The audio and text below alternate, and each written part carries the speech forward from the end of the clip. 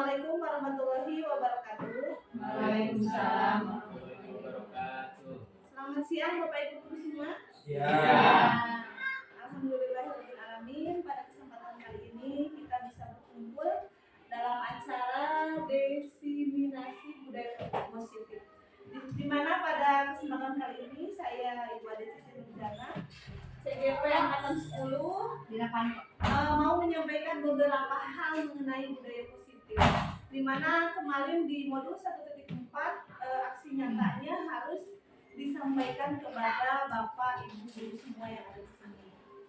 Yang pertama, saya mengucapkan terima kasih kepada Bapak Kepala Sekolah SDN Negara 2 yang telah memberikan kesempatan kepada saya karena sudah berada di sini. Kemudian terima kasih atas waktunya kepada Bapak Ibu guru semua. Maaf apabila diganggu waktunya. Di sini saya akan memaparkan mengenai diseminasi positif ya. Kemudian ada salam dan bahagia untuk kita semua yang berada di ruangan ini. Semoga kita selalu sehat walafiat ya. Amin. Kemudian di sini ada makna budaya positif. Ada yang tahu apa itu budaya positif?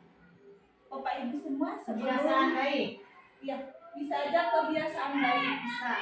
Kemudian contoh-contoh penerapan positif yang telah kita lakukan. Apa saja di sekolah yang sudah ada? Kira-kira ada yang tahu?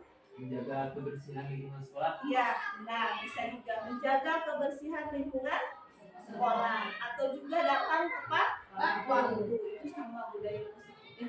Di sini yang akan dipaparkan langsung di sini yang pertama yaitu pengertian dari budaya positif itu sendiri. Yaitu budaya positif di sekolah merupakan nilai-nilai dan kebiasaan-kebiasaan di sekolah yang berpihak pada peserta didik agar mereka dapat berkembang menjadi pribadi yang kritis, penuh hormat dan bertanggung jawab. Ya. Kemudian budaya positif ini selalu dikembangkan di kita dimulai dari mungkin kepala sekolah, ya, kemudian guru kita, kemudian ke anak-anak. Sehingga anak-anak bisa menuntut apa yang kita lakukan. Dimulai dari kita berangkat pagi-pagi ke sekolah, anak-anak pun pasti akan menuruti melakukan apa yang kita lakukan. Seperti itu. Kemudian di sini sesuai dengan filosofi pendidikan Ki Hajar Dewantara, di mana ada istilah bukan tabula rasa atau juga ada semua anak unik dengan bakatnya masing-masing. Kemudian ada materi budi pekerti, ada tugas guru yaitu menuntun. Kemudian guru ibarat petani, anak ibarat biji jagung. Kemudian ada istilah kodrat alam dan kodrat zaman. Kemudian ada berpihak kepada murid. Ya. Di sini di pembelajaran filosofi Ki Hajar Dewantara di mana di modul 1.1 saya dikasih arahan sama fasilitator untuk melakukan pembelajaran dan pendidikan itu berpusat pada murid. Jadi jangan teacher center, tapi harus ke student center, di mana murid adalah objek yang paling utama dalam pembelajaran. Karena kenapa katanya? Karena kita harus bisa menghamba pada murid, di mana murid adalah objek yang paling utama untuk melakukan pembelajaran. Sebenarnya sih kalau lihat di kita kembali lagi ke lingkungan sekolah kita ya. Jadi itu mungkin hanya teori yang ada di Ki Hajar Dewantara, tapi tetap harus disesuaikan dengan apa yang sudah kita pelajari seperti itu. Kemudian harus sesuai dengan kodrat alam dan kodrat zaman. Jadi zaman kita kan beda ya dengan zaman dulu, ya. Dimana pembelajaran mungkin dulu mah bisa melempar penghapus ke anak-anak yang tidak menulis. Nah sekarang kan tidak boleh. Kenapa? Karena nanti kalau ada guru yang marah atau misalkan melakukan tindakan-tindakan yang di luar batas, bisa saja ya disampaikan ke orang tua dan orang tuanya tidak menerima seperti itu ya. Kemudian di sini ada perubahan paradigma di mana untuk membangun budaya yang positif, sekolah perlu menyediakan lingkungan yang positif, aman dan nyaman agar murid-murid mampu berpikir, bertindak dan mencipta dengan merdeka, mandiri dan tanggung jawab. Lazimnya di sini merdeka maksudnya dikaitkan dengan kontrol. Dalam hal ini kontrol guru dalam menghadapi murid. Jadi kemarin katanya guru itu harus sebagai manajer, ya. Jadi hanya mengatur saja pembelajaran. Jadi pembelajaran itu harus disesuaikan dengan keinginan anak. Anak inginnya misalkan seperti ini nih pembelajarannya. Jadi kita harus tahu dulu bagaimana proses pembelajaran supaya menyenangkan. Kemudian ada pertanyaan pematik. Apakah Anda setuju dengan pernyataan ini? Hukuman dapat mendisiplinkan anak. Kira-kira setuju tidak? Setuju. Hukuman dapat mendisiplinkan anak. Hah? Setuju? Antara setuju dan tidak setuju. Kemudian yang kedua, pemberian hukuman dengan hal positif seperti membaca atau membersihkan halaman sekolah dapat meningkatkan disiplin anak. Setuju tidak yang ini? Setuju. Setuju ya. Yang ketiga, memberi penghargaan dapat meningkatkan motivasi belajar anak. Sebenarnya kemarin ada lima posisi kontrol guru. Di mana yang pertama ada posisi sebagai penghukum, yang kedua ada teman, yang ketiga ada pemantau, yang keempat ada manajer, ya. Kemudian ada juga sebagai penghukum. Di mana yang pertama tadi sebenarnya hukuman dapat mendisiplinkan anak. Bisa yang telat, biasa di kita kan suka ada yang upacara yang telat, ya seperti tadi juga. Nah itu kalau zaman dahulu katanya boleh, kalau telat itu misalkan sok keliling lapangan, lari 10 keliling misalkan. Nah setelah ada teori ini, menurut tadi katanya tidak boleh kalau anak melakukan kesalahan apapun dilakukan hukuman katanya. Jadi kalaupun hukuman harus tidaknya yang memberikan hal positifnya tadi, misal membaca buku atau misalkan membersihkan halaman sekolah. Jadi hukumannya diganti ke hal-hal yang positif, ke hal-hal yang baik seperti itu. Mengerti sampai sini kira-kira? Kemudian di sini ada teori-teori kontrol, di mana ada teori pilihan menurut Dr. William Glasser, ya, di mana ada 1, 2, 3, 4 ya, dibagi menjadi 4. 1, Anda tidak bisa mengontrol orang lain, hanya Anda yang bisa mengontrol diri Anda, katanya. Di sini adalah teori mengatakan bahwa makna disiplin belajar kontrol diri dengan menggali potensi kita agar tercapai tujuan yang mulia, yaitu sesuatu yang menjadi seseorang yang kita inginkan berdasarkan nilai-nilai yang kita hargai. Begitupun kepada murid, kita tidak bisa mengontrol mereka. Oh, pingin menjadi A, pingin menjadi B, tidak bisa. Jadi harus dekati dulu anak, harus berikan dia kasih sayang yang lebih sehingga mereka mau melakukan hal-hal positif atau melakukan pembelajaran supaya kena ke hatinya. Itu ya menurut teori itu. Kemudian yang kedua, semua perilaku memiliki tujuan. Di mana yang pertama ada teori motivasi, ada motivasi ekstrinsik dari luar ya. Kemudian yang kedua ada motivasi intrinsik, yaitu yang ekstrinsik untuk menghindari hukuman. Yang kedua mendapatkan imbalan. Yang ketiga yaitu menghargai diri sendiri.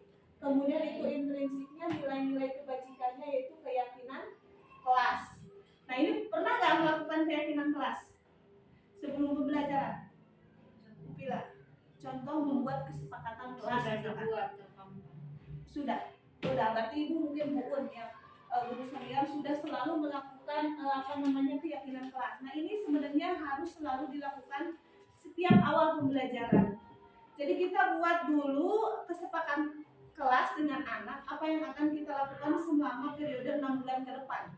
Misal yang pertama masuk tepat waktu, berarti harus semua sepakat masuk tepat waktu. Kemudian melakukan pembelajaran misalkan dengan menyenangkan, atau misalkan contoh yang lain, jangan buang sampah sembarangan. Misalkan kalau saya itu Bu suka jajan kan, pas sementara sudah 7:30 seharusnya sudah masuk. Iya. Tapi pada keluar lagi jajan, jadi saya bikin kesepakatan kita setelah tahu bahwa masuk setengah 8, maka 5 menit sebelum itu sudah off jajannya. Iya, jadi tidak boleh keluar kelas selama pembelajaran. Dan itu keyakinan kelas maksudnya ya. Nah itu harus selalu katanya kemarin melakukan keyakinan kelas setiap warga sekolah di sini supaya kondusif dalam pembelajaran.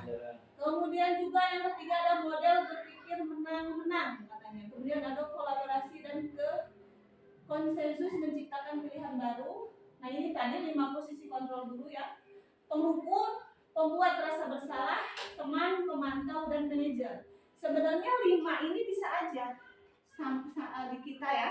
Atau misalkan Bu kemarin juga ada pertanyaan, bagaimana di sekolah saya mah posisi manajer teh untuk bisa. Nah anak-anak teh tadi dari hukuman teh katanya tetap melakukan terus kesalahan yang itu saja. Jadi katanya terus aja anak tuh didekati apa yang membuat dia melakukan kesalahan sehingga kita tidak boleh melakukan hal-hal yang kita tadi menghukum. Jadi harusnya tetap idealnya menjadi posisi yang kelima yaitu manajer. Jadi tanyakan dulu kenapa dia melakukan kesalahan, ya apa alasannya, sehingga kita bisa mengarahkan dia, kemudian mengasih solusi bagaimana caranya supaya permasalahannya terselesaikan. Kemudian kalau misal ada pun yang harus dibenarkan mungkin tidak dengan hukuman yang memberatkan seperti itu ya. Kemudian ada juga segitiga restitusi di mana yang pertama misal ada yang minggat misalkan atau ada yang buang sampah. Nah ini ada 3 segitiga. Nih ini berarti 1 menstabilkan identitas, 2 validasi kebutuhan, dan yang ketiga menanyakan keyakinan. Jadi kita harus tahu dulu, stabilkan dulu identitasnya. Ya, tanya misalkan ada misal Aprijal melakukan membuang sampah. Jadi apa yang sebenarnya kamu lakukan tadi Aprijal, misalnya kita api-api naruh segera. Jadi sampai dia mau jujur pada diri sendiri bahwa dia melakukan kesalahan. Kemudian validasi kebutuhan. Apa yang dia inginkan? Sehingga dia membuang sampah sembarangan. Apakah perhatian? Apakah kasih sayang? Misalnya bisa aja kan ngeyel atau kenapa gitu kan ya. Jadi butuh perhatian lebih. Atau kemudian eta mawatakna meureun kaos gitu jadi buang sampah sih mah. Kemudian baru tanyakan keyakinan. Kan tidak sesuai dengan keyakinan kita misalkan bahwa jangan buang sampah sembarangan, berarti kamu sudah melanggar keyakinan kelas kita. Jadi apa yang harus kita lakukan misalkan? Berarti kamu harus misalkan berubah pola kamu untuk tidak membuang sampah sembarangan dimanapun ya, di sekolah, di kelas ataupun di rumah. Kemudian juga ada realitas kebutuhan kita berbeda. Kita berusaha memahami pandangan orang lain tentang dunia. Setiap orang memiliki gambaran berbeda, di mana ada 5 kebutuhan dasar manusia. Yang pertama bertahan hidup. Nah ini ya, bertahan hidup, kemudian penguasaan, kasih sayang dan rasa diterima, kesenangan dan kebebasan. Nah ini ternyata kita harus tahu dulu kebutuhan anak. Ya, kebutuhan anak untuk apa? Misalkan kelas 1, kelas 2 mah kasih sayang dan rasa diterima, sehingga mereka nyaman untuk melakukan pembelajaran. Ya, Kemudian, tapi kan ini permasalahannya misal ya, ini kan anak yang membuat anak fokus dan memang senang di kelas tuh terkadang ada faktor yang mempengaruhi mungkin keterpenuhannya kasih sayang di rumah. Sementara kita kan tidak memungkiri, kita saja sebagai guru untuk mendekati itu bentrok dengan tugas, apalagi orang tua yang di rumah bentrok dengan misalkan mencari nafkah atau ibu-ibu kurang fokus apalagi sampai ditinggalkan untuk keluar. Nah maksudnya itu mungkin di CGP ada pembahasannya untuk itu tidak sudah menjadi nonnya ayeuna teh janten emang banyak nu sapertos itu jadi kurang perhatian di sekolah teh mencari perhatian dengan ulah-ulah yang dilakukan. Itu ya kemarin juga banyak sih yang diobrolkan sama teman-teman saya juga mengatakan bahwa dari abimah jalan pertama teh lain kasih sayang ya, tapi bertahan hidup dan untuk hidup mah moal ge sekolah sebenarnya ada yang bertanya seperti itu juga. Kemudian di sini banyak realita di sekolah yang tidak sesuai dengan teori. Itu yang kadang kita paradigmanya sulit untuk menerapkan, karena teori pasti teori baru seperti ini misalnya pas di lapangan ternyata berbeda gitu kan, ya seperti tadi mendisiplinkan anak, kemudian katanya tetap harus menjadi manajer, sementara anak terus diarahkan tetap melakukan hal-hal kesalahan. Mungkin nanti yang akan saya tanyakan ke fasilitator yang pertanyaan dari ibu tadi ya, sesuai dengan kasih sayang pun kita sudah memberikan kasih sayang yang lebih ya, di rumah pun juga mungkin orang tua tetap melakukan sebenarnya perhatian yang lebih, tapi tetap melakukan kesalahan. Itu yang akan dikaji, yang saya akan sampaikan nanti bagaimana nih solusinya, karena jelas sekolah SD Budi Nagara 2 kan di kampung, beda dengan fasilitator yang ternyata dia dari Surabaya, dari Abdullah Kirkia misalnya, disiplin mungkin tetap di sana dan bagus murid-muridnya, beda kan dengan kita. Ya mungkin ya Bu ya, nanti akan saya tanyakan dan solusinya seperti apa. Mungkin dari saya mah hanya terus memberikan perhatian yang lebih kepada anak itu mungkin. Sebisa kita sebisa kita, kalau kita sudah berusaha, nah mungkin akan terus berusaha sehingga anak itu mau berubah seperti itu ya, mudah-mudahan ya bahkan nurut ke arah yang lebih baik ya. syukur muslim corona sokong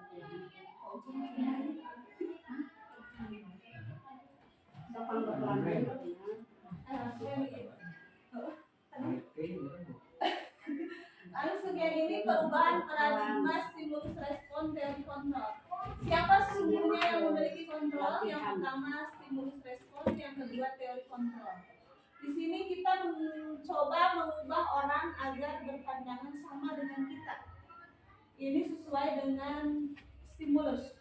Kalau teorinya mah kita berusaha memahami pandangan orang lain tentang dunia. Jadi kadang gini mikir, kita tuh supaya selalu beranggapan bahwa murid teh hoyong sesuai keinginan orang nih. Maksudnya mah hoyong bisa maca, misalkan hoyong bisa nulis, hoyong bisa ngitung, sementara anak tidak bisa. Nah itu yang kadang kita selalu memaksakan keinginan kita sebagai guru kepada murid. Maksud teori ini teh ya, di mana perilaku buruk dilihat sebagai suatu kesalahan, padahal sebenarnya tidak sama sekali. Mungkin dia melakukan hal buruk itu ada sebabnya. Kenapa? Mungkin balik lagi ke kita sebagai guru ya. Kemudian orang lain bisa mengontrol saya, katanya ini menurut stimulus respon. Kemudian kalau menurut teorinya Anda tidak bisa mengontrol orang lain. Karena apa? Yang bisa mengendalikan diri kita sendiri adalah diri kita sendiri. Seperti itu. Jadi kalau ke anak, mau mengontrol anak, mungkin pendekatan yang lebih mendalam lagi ke anak, sehingga mereka mau dengan sendirinya merubah sikapnya yang salah itu. Mungkin ya. Kemudian selanjutnya, nah ini ada pertanyaan, apa makna disiplin? Ada yang tahu? Is? Makna disiplin? Kira-kira butuh jangan. Makna disiplin? Disiplin sering dikaitkan dengan tata tertib, kepatuhan, peraturan, bahkan biasa hukuman. Ya, rangka buis, disiplin. Nah, sementara di sini Ki Hajar Dewantara menyatakan bahwa untuk mencapai kemerdekaan atau dalam konteks pendidikan saat ini, syarat utamanya adalah disiplin yang kuat katanya. Terus kadang saya juga kemarin berpikir, kan ini Ki Hajar Dewantara itu udah lama ya, sudah dari dulu. Tapi kenapa kok selalu baru dibahas sekarang di kurikulum merdeka, bahwa kita harus selalu mengutamakan disiplin yang kuat. Dan sebenarnya padahal pembelajaran pun dari dulu sudah disiplin ya, sudah ada sebenarnya, sehingga tapi baru sekarang baru terbuka disampaikan di sini bahwa katanya disiplin diri yang memiliki motivasi internal, berarti dari dalam diri ya. Jadi susah kalau orang lain disiplinnya mungkin berbeda dengan kita misalkan pagi-pagi sudah ke sekolah, yang lain belum misalkan anak, jadi tetap harus kembali lagi ke dirinya sendiri untuk menerapkan disiplin itu sendiri ya.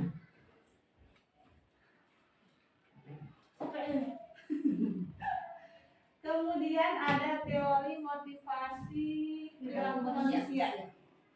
Ada motivasi eksternal dan internal. Untuk menghindari ketidaknyamanan atau hukuman. Apa yang akan terjadi apabila saya tidak melakukannya? Misalkan ya, ini pertanyaan. Ya.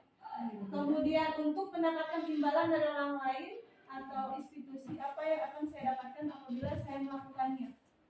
Jadi intinya gini, kadang kalau kita misalkan melakukan sesuatu, misalkan ini, jadi kita tuh minta imbalan kadang, ya, atau berharap ada imbalan, terus atau anak mau ke depan kita kasih pensil, nah itu sebenarnya dalam teori ini katanya tidak boleh. Ya, sementara kita sudah terbiasa, anak mau melakukan hal kegiatan pasti ujung-ujungnya kan imbalannya.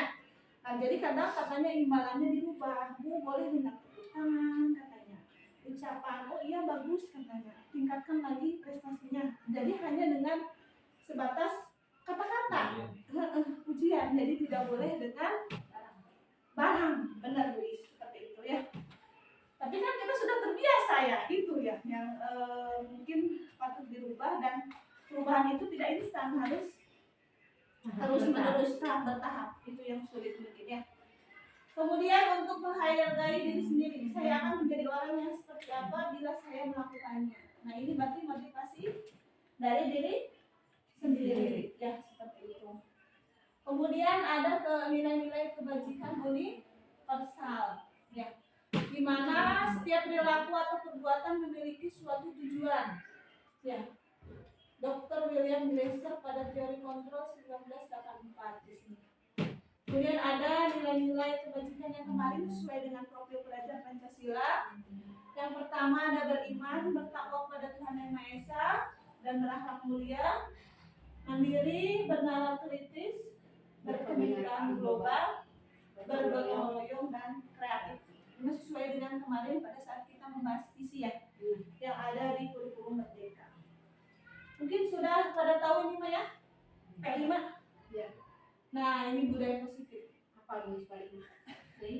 Budaya positif di sini ada lingkungan positif, keyakinan kelas dan peraturan kelas. Jadi bagaimana kita menciptakan budaya positif, berarti semua lingkaran ini harus ada, dimulai dari lingkungan yang positif. Kalau lingkungannya berarti sekolah dan luar sekolah bukan? Iya, dimulai dari lingkungannya, misalkan warga sekolah, kepala sekolah, kemudian juga murid. Jadi semua harus mendukung penghuni ya, termasuk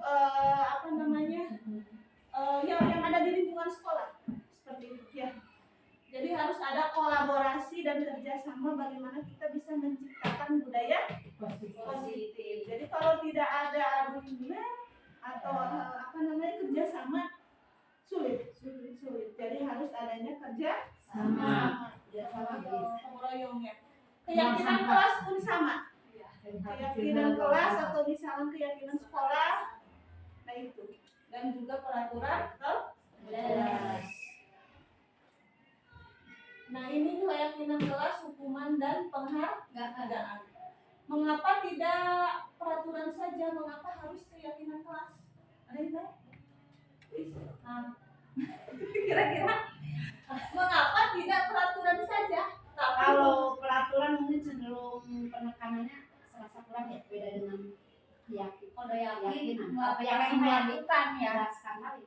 Jadi kalau peraturan, kadang kita yang membuat peraturan, anak mengikuti. Tapi kalau keyakinan mah anak pun meyakini, kita meyakini. Jadi kadang kalau keyakinan kelas mah dari anak datangnya. Kira-kira apa nih keyakinannya? Coba anak-anak gini gitu kan ya. Kalau peraturan mah kadang sudah dibuat real, misal sama Pak Kepala, kita harus mematuhi misalkan ya. Jadi cenderung berarti searah. Kalau peraturan ya. Kalau keyakinan memang sama-sama. Apa kita memiliki peraturan harus menggunakan helm bila mengendarai kendaraan roda 2? Ini misalkan contoh silabu. Kan itu peraturan dari pemerintah. saat Kendaraan. berkendara. Ya, sebenarnya ini cenderung ke keselamatan. Ujung-ujung nama orang mesin polisinya wis. Padahal mah jangan kurang-kurang kene sebenarnya. Mengapa kita memiliki peraturan 3M cenah menggunakan masker, mencuci tangan dan menjaga jarak. Nah, sama dulu temannya gitu. Mengapa kita memiliki peraturan harus tepat waktu saat mengikuti pelatihan. Ya. Jadi sebenarnya ini peraturan ini untuk diri kita sendiri sih sebenarnya keselamatan seperti itu tadinya. Nah, kemudian untuk pendukung motivasi intrinsik kembali ke nilai-nilai keyakinan yang lebih untuk menggerakkan seseorang dibanding mengikuti serangkaian peraturan.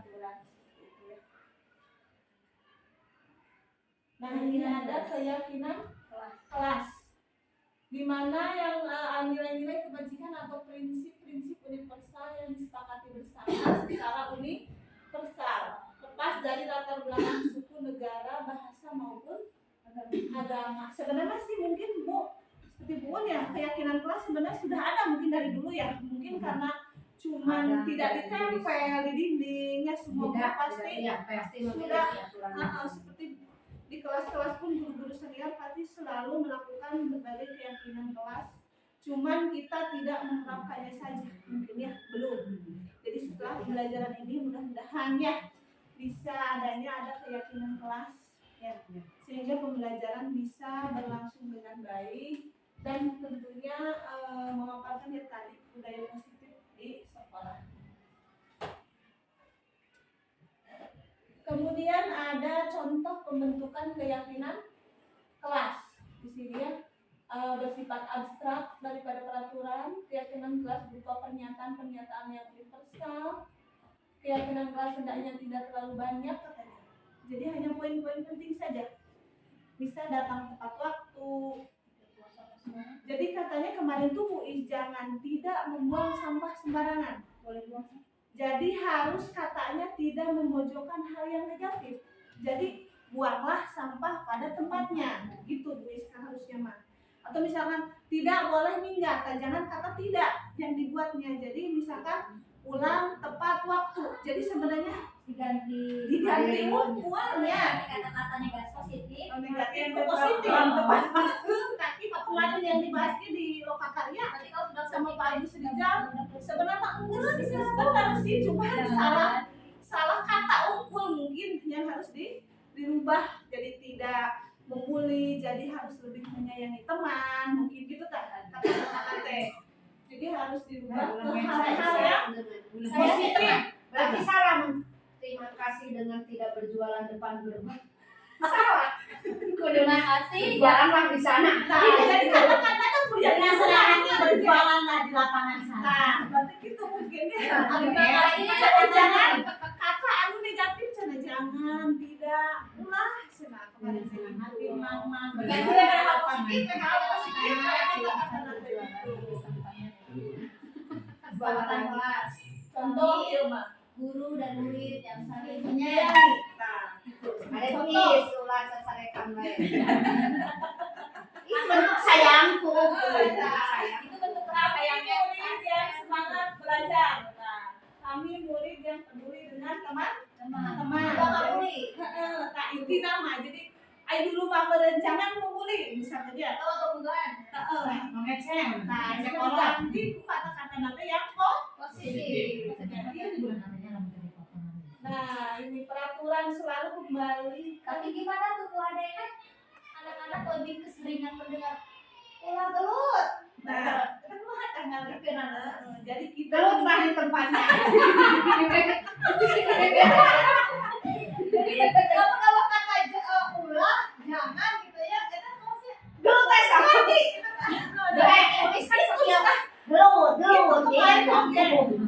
itu kemarin terus. kita sudah terbiasa dengan hal salah jadinya, tapi inti nama kalinya gitu kurangnya mengarahkan anak inti nama dan itu salah, cuman katanya saja yang berbeda. Ya terus aja mungkin Bu Is berusaha supaya mengucapkan kata-kata yang positif, mungkin dengan seiringnya waktu kita tidak menggunakan ajaran ya, dengan seiringnya waktu kita tidak menggunakan kata tidak seperti itu. berubahnya mungkin katanya tidak hanya sekarang nggak mungkin lama itu pendidikan teh katanya jadi buat proses pada tempat lain. Ya. Kemudian dilarang mengganggu orang lain. Jadi diganti itu menghormati orang lain. Kita tulisnya hadir di sekolah 12 menit sebelum belajar mulai atau menghormati Menghormati orang lain yang berkomitmen. Nah itu ya ikuti Nah itulah bisnya. Kemudian dihukum oleh penghargaan materi pengaruh jangka pendek dan jangka panjang. Penghargaan menghukum katanya. Penghargaan mengurangi ketepatan. Penghargaan tidak efektif dan penghargaan merusak hubungan. Sementara kita sudah terbiasa apabila ada apa namanya Penghargaan dengan barang. Ya, sebenarnya jadi kia cina katanya Tidak begitu. tergantung. Kemudian efeknya hanya instan. Jadi mungkin misal teh Neni bisa pidato di depan kita kasih hadiah bisa wae yang ayo nawae naik nate gimana nah bulan yang akan datang mah jadi jadi tetap kita harus mengena hatinya dulu supaya dia datang dari diri sendiri melakukannya dengan ikhlas tanpa penghargaan ini ya seperti itu. Nah ada misalkan tindakan guru nih. Murid diminta untuk push up 15 kali karena tidak menggunakan dasi. Misalkan hukuman apa konsekuensi? Hukuman Ya cepat Agus konsekuensi tulis mengganti kertas teman yang telah dicoret. Nah, kita lihat ini. Nah, ini jawabannya tulis. Ya. Ternyata murid diminta untuk push up adalah hukuman. Mengganti kertas konsekuensi, membersihkan tumpahan air di meja konsekuensi, mengelilingi lapangan basket 2 kali berarti hukuman ya. Jadi kita harus juga bisa membedakan antara hukuman dan konsekuensi. Jadi lebih ke konsekuensi mungkin ya. Kalau diterapkan di sekolah mah ya, jadi jangan banyak hukuman seperti itu karena memberatkan anak. Kemudian ada perbedaan hukuman dan konsekuensi. Jadi suatu yang meyakinkan harus terjadi, kalau konsekuensi sesuatu yang harus terjadi. Jadi hukuman itu menyakitkan. Ya, misalkan tadi disuruh push up, berarti menyakitkan. Jadi tidak boleh. Ya, menurut ayah mah hukuman tidak menyakitkan.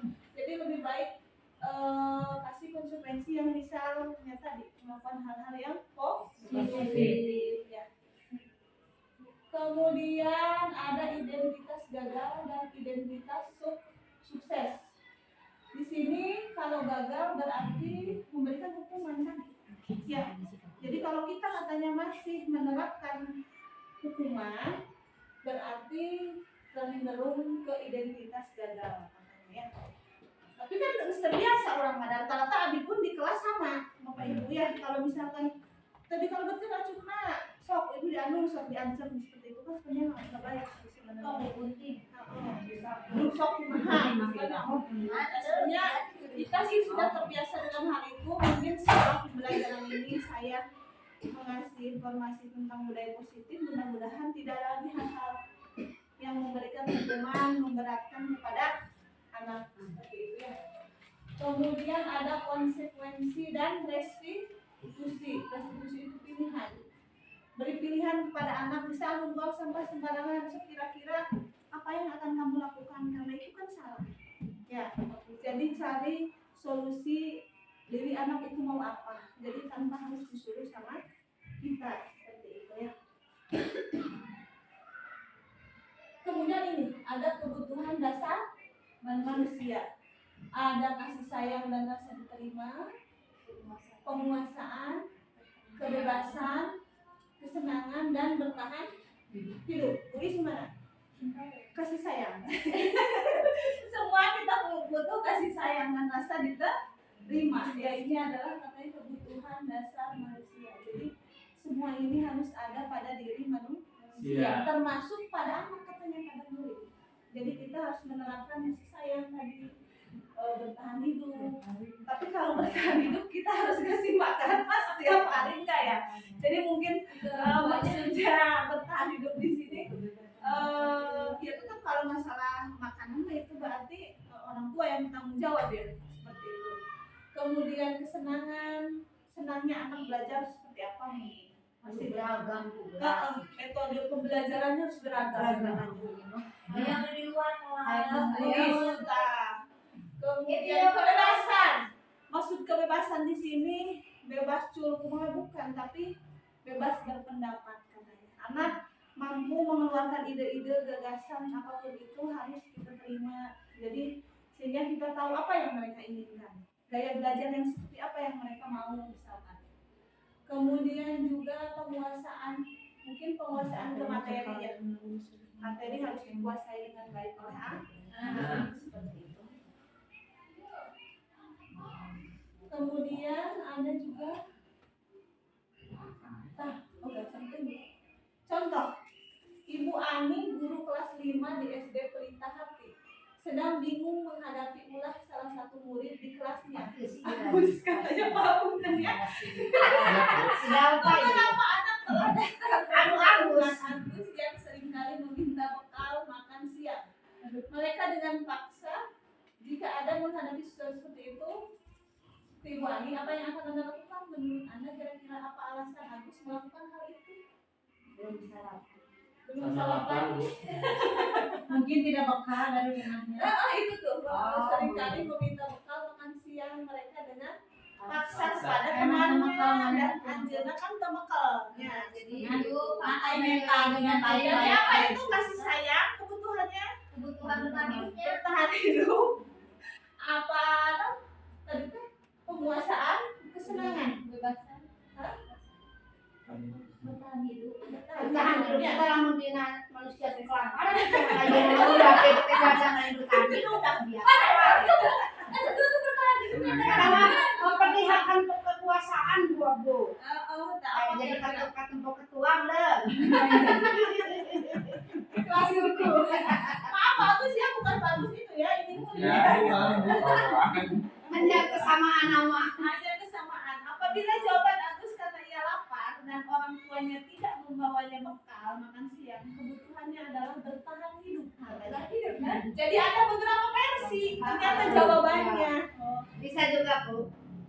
Bisa jawabannya Agus sebenarnya apabila ia senang temannya jadi memperhatikan dia, jadi kadang butuh perhatian.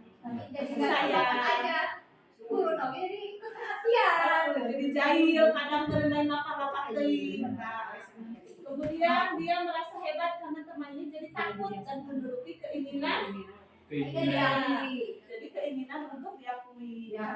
Jadi ternyata satu kalimat itu atau satu anak itu dalam melakukan hal-hal kesalahan, bukan kesalahannya, apa seperti tadi itu? Tindakan kadang ada beberapa Versi. faktor bisa saja dia lapar tadi ya, makna terjadi bisa sarapan. jahil, bisa tadinya. Jadi ternyata berbeda ya, seperti itu.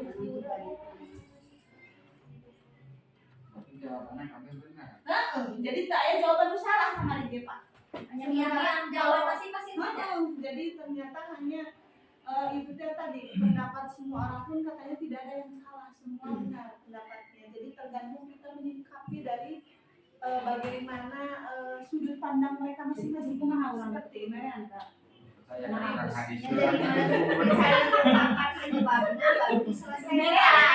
Jadi kita tanya langsung ke muridnya, kenapa kamu seperti ini? Jadi harus adanya pendekatan secara individu ke anak supaya kita tahu alasan dia melakukan tindakan seperti itu.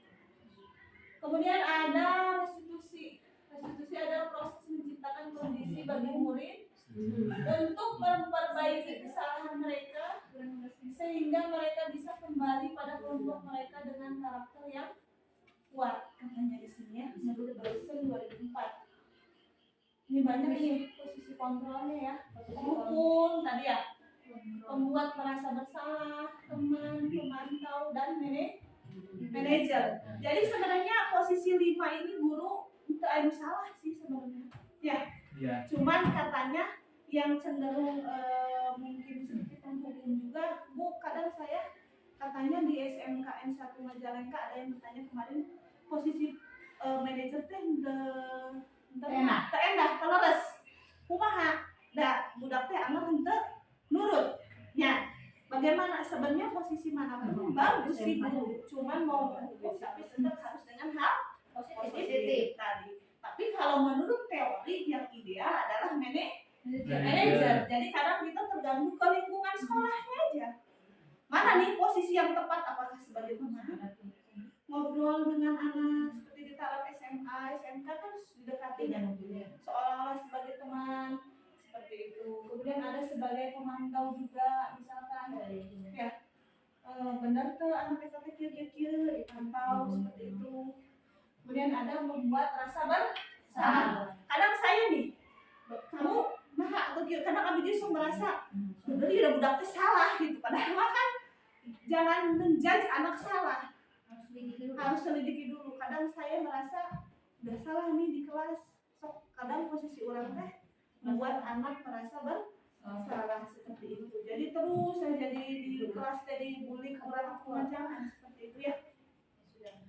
Kemudian juga ada nih pernyataan. Saya kecewa sekali dengan kamu. Siapa yang mengatakan? Nah, ini jawabannya. Membuat orang merasa bersalah. Misal ini mah. Aprijal tidak nulis, misal atau si Ida tidak nulis. Berarti misal saya, Abite sebagai guru teh, saya kecewa sekali dengan kamu Ida. Kamu tidak mau nulis. Jadi kan si Ida teh merasa bersalah. Ya. Nah, kadangnya entah seperti itu. Kemudian atau juga ada kamu tidak pernah benar melakukannya, berarti ini penghukum si guru nanti sebagai penghukum. Ayolah lakukan demi ibu atau demi bapak, kita berarti posisi sebagai teman. Jadi sebenarnya posisi orang itu sebagai guru teh sebenarnya kadang jadi teman, kadang jadi penghukumnya, kadang jadi pemantau, manajer. Semua selalu dilakukan di kelas, mungkin cuman kata-katanya saja yang kadang kita tidak tahu benar itu enaknya penghukum gitu kan ya. Selalu dilakukan sebaliknya. Kamu selalu paling terakhir sampai itu berarti penghukum ya. Kemudian apa itu restitusi? Ini ada proses menciptakan kondisi bagi murid untuk memperbaiki kesalahan mereka sehingga mereka bisa kembali pada kelompok mereka dengan karakter yang lebih kuat. Di sini ya. Kemudian restitusi juga merupakan proses kolaboratif mengajarkan murid untuk mencari solusi untuk masalah mereka dan membantu murid berpikir tentang orang seperti apa mereka ingin menjadi tujuan mulia dan bagaimana mereka harus memperlakukan orang lain. Jadi maksudnya di sini restitusi di sini adalah penyelesaian masalah.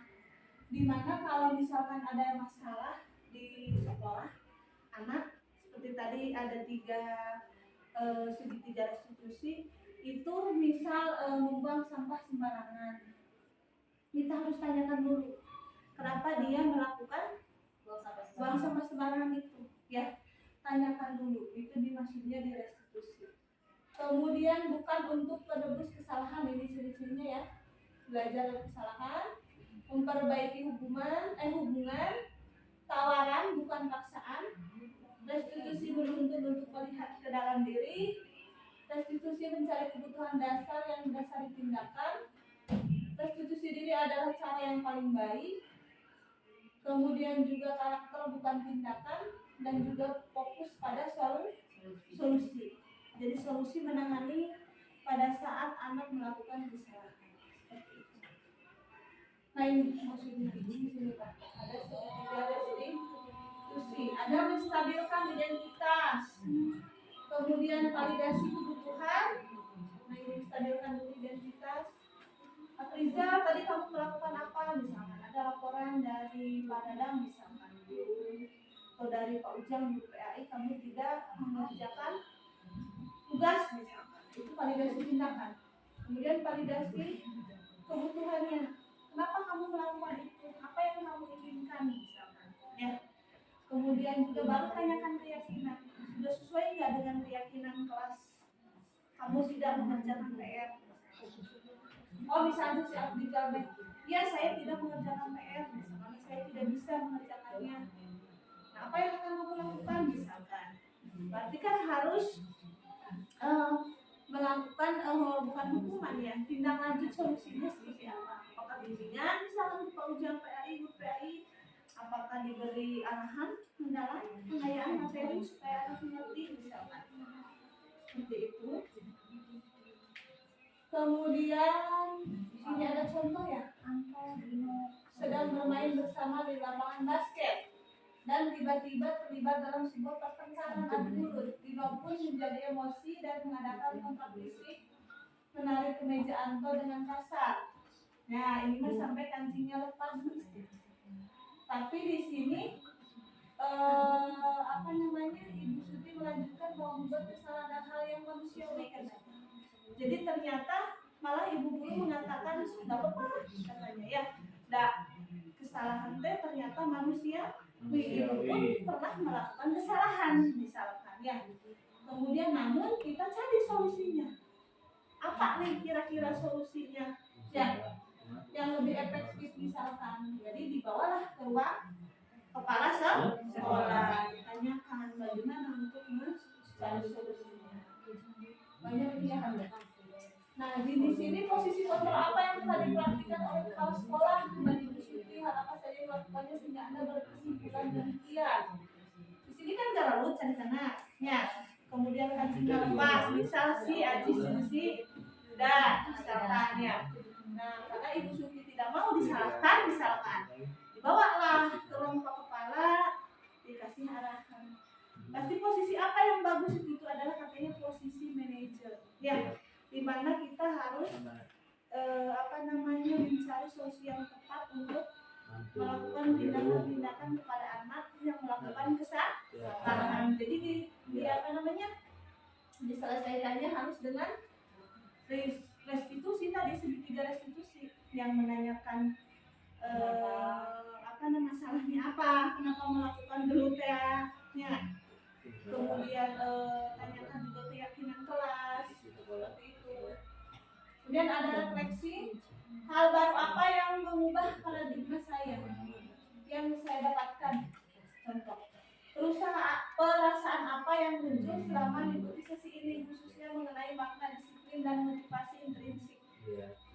Coba apa? Peran Among seperti apakah yang saya telah lakukan selama mengikuti modul ini? Saya akan menjadi Among yang seperti apakah setelah mengikuti modul ini? Maksudnya Among kayak menuntun atau ya, menuntun bagi murid seperti itu. Udah sampai sini, ini refleksinya beres. Bagaimana kira-kira? Sudah ditanyakan? Mesti bubur. Satu jam bu. Ya, dari udah pasnya tadinya. Lebih. Kurang ini. Ada yang ditanyakan tidak? Kira-kira Luis.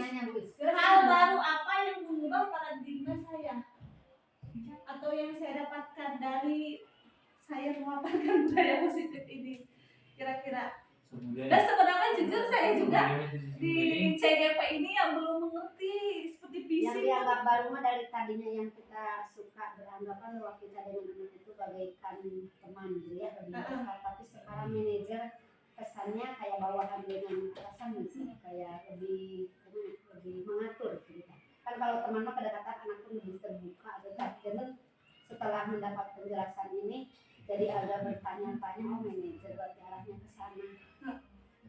Jadi katanya menurut teori tadi ya, teori Ki Hajar Dewantara, posisi yang paling baik katanya dalam hal menangani kasus pada anak ini adalah manajer katanya, seperti itu, jangan penghukum gitu kan ya.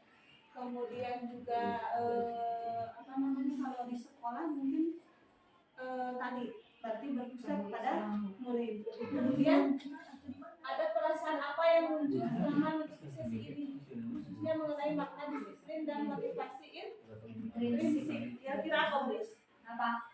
berdua. Motivasi Perasaannya intrinsik, itu Sobat. selama mengikuti sesi ini saya jadi mengetahui kata-kata yang kata-kata yang positif negatif itu yang negatif. Jangan menjadi Itu ya.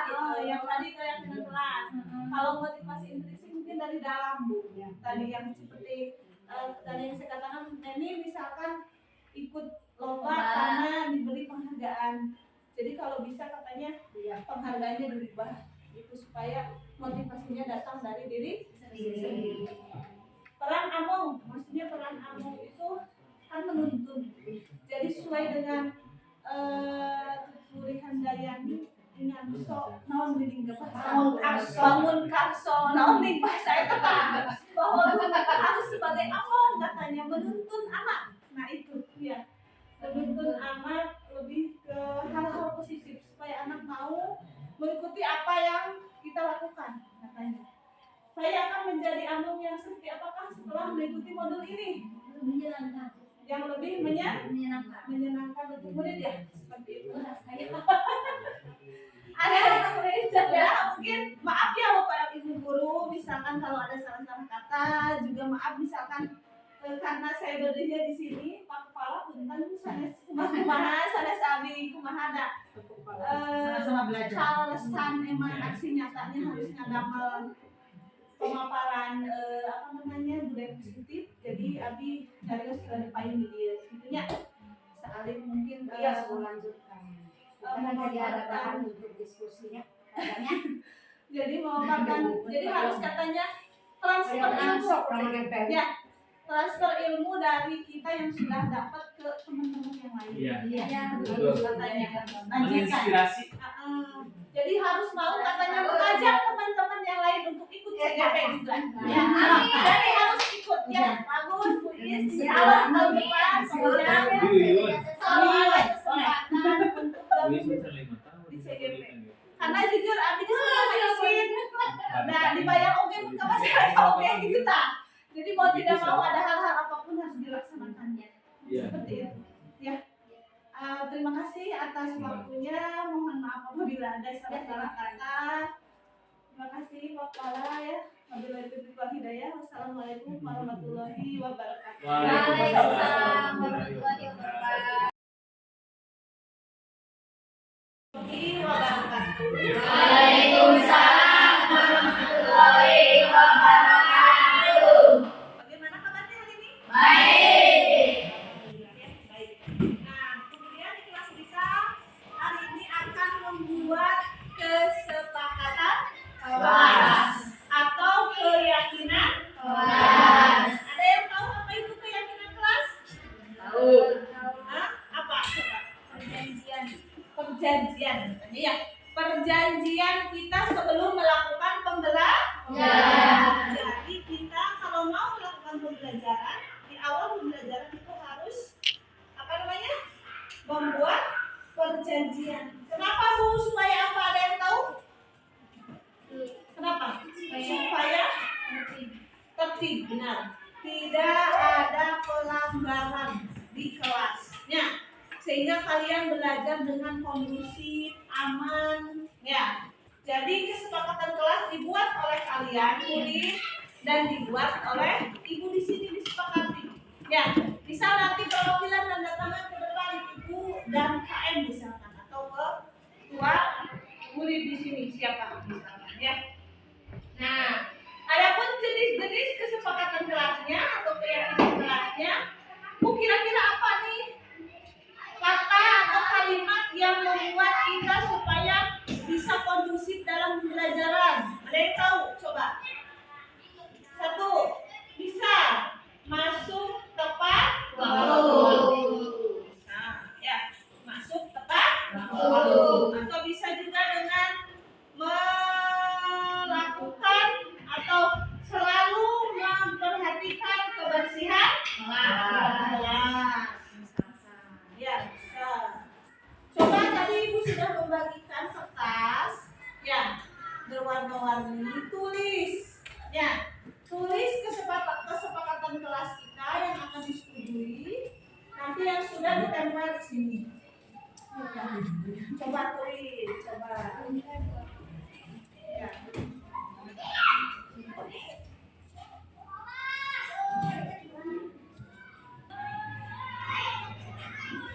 Sudah?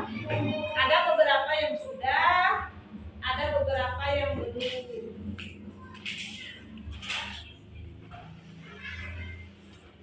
Coba tidak apa? Coba. Coba apa kata-katanya? Sinet video lah. Ya. Sok tulis kira-kira kata-kata apa yang akan dicerminkan keyakinan kelas ya, supaya kita kondusif dalam pembelajaran ya.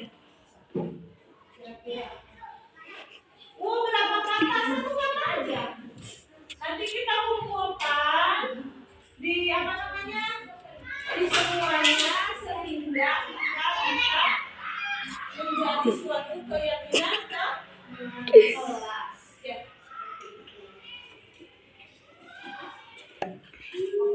Nah, di sini sudah diisi semua? Sudah. Coba yang sudah, Indonesia sudah?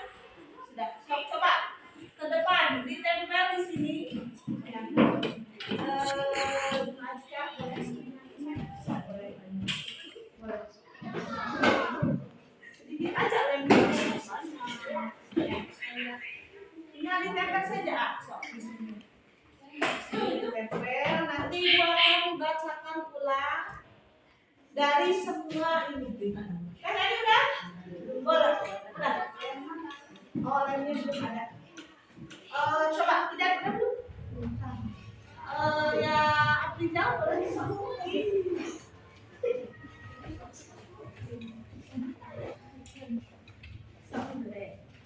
Boleh lain. Wanda boleh. Rehan boleh. Tinggal ditempel di sini ya. Ya.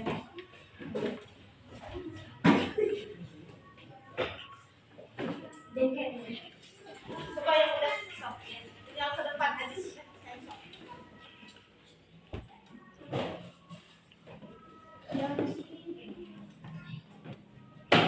Ada seorang. Sok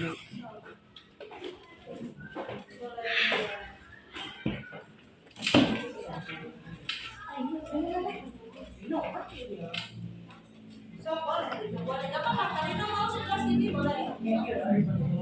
Oh.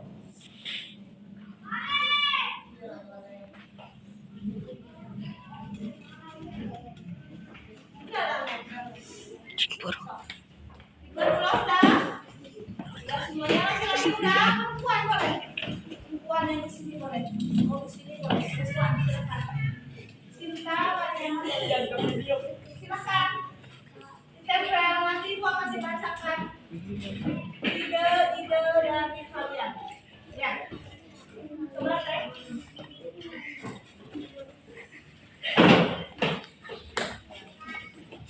Kembali ke tempat ya kalau udah ya, duduk rapi yang rapi. Coba.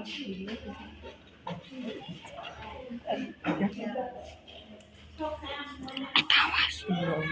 Ini adalah bentuk pendapat kalian yang akan ditempel nanti, ditulis ulang nanti, kemudian ditempel di dinding sebagai kesepakatan kelas atau keyakinan kelas.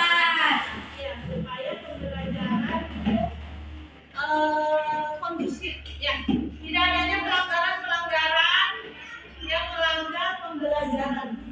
Ya. Udah semuanya? Egi, coba Egi. Coba Egi. Coba Egi.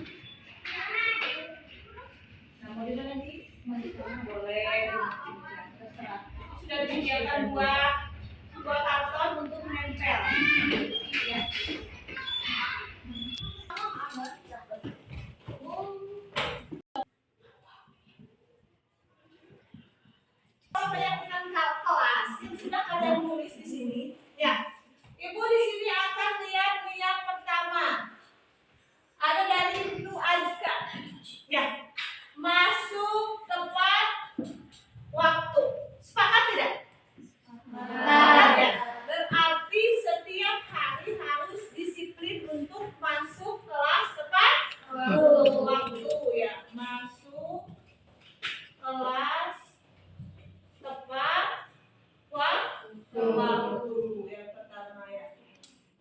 Kemudian juga ada nih menghormati guru, kepala sekolah dan juga teman. Katanya berarti menghormati warga sekolah. Ini dari Wanda. Ya.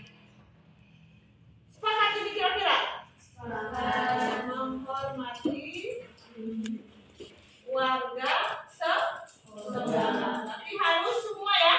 Warga sekolah kalian hormat sama teman, sayang sama teman, sama guru. Ya, guru ya. Tidak boleh melakukan hal-hal pelanggaran yang lain. Ya, seperti itu. Kemudian juga ada dari menghormati kepala sekolah sama pendidik, tidak usah ditulis kembali.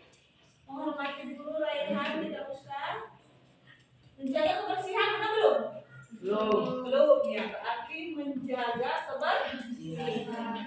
Menjaga kebersihan. Kelas berarti ya. Kelas berarti kelas kita selama pembelajaran, ingat tiket harus sesuai dengan jadwal tiket. Jadi harus dikerjakan. Ya. Kemudian juga kalian harus mematuhi semua yang ada di kelas. Ya. Kemudian di sini ada aku ingin disiplin ya, tidak. Jangan mengungguli teman dan harus menyayangi teman. Sepakat nggak kira-kira? Sepakat. Membuli teman ya. Dan saling menyayangi.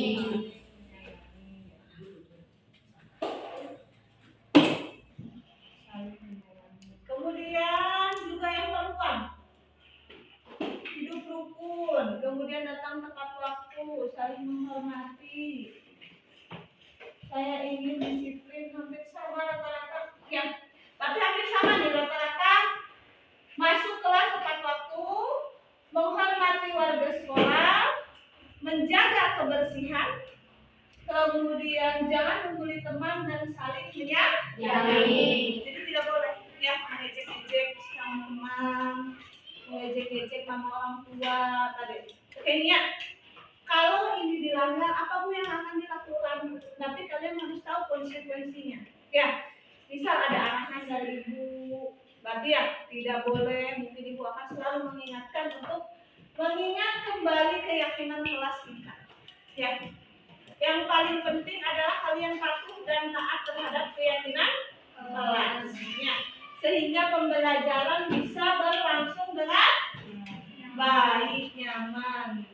Hargailah diri, ada yang menghargai itu, ada yang menghormati, tidak semua ya.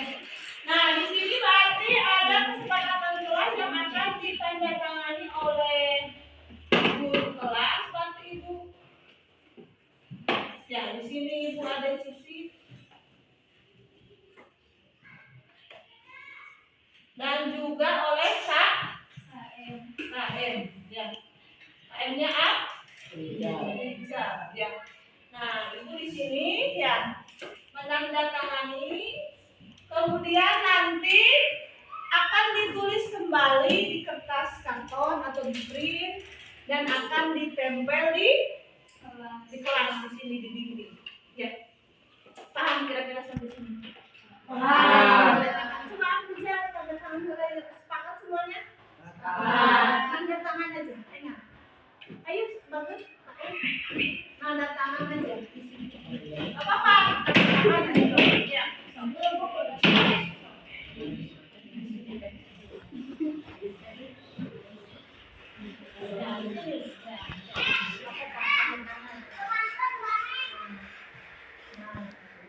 Ya. Sepakat kira-kira? Kira-kira? Sepakat ya? Ya, semuanya? Sepakat? Sepakat. Sepakat dong? Sepakat.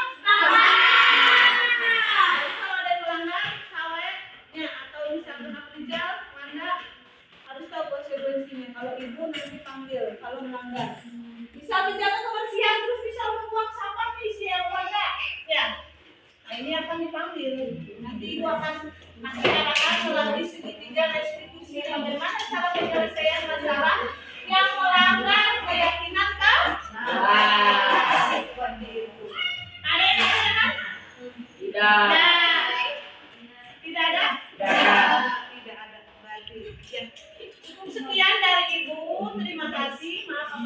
salah kesalahan